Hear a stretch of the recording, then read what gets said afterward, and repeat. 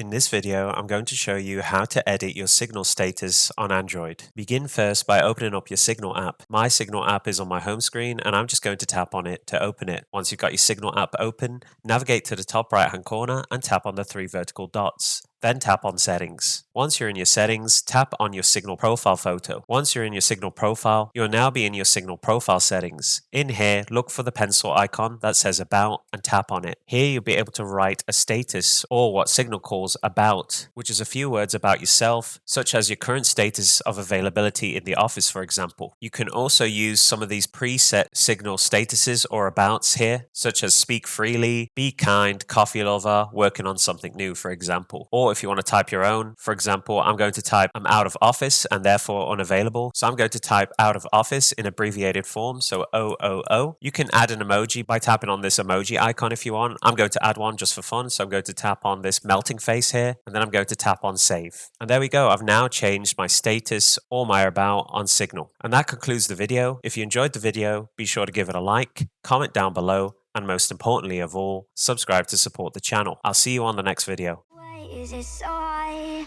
to let you go?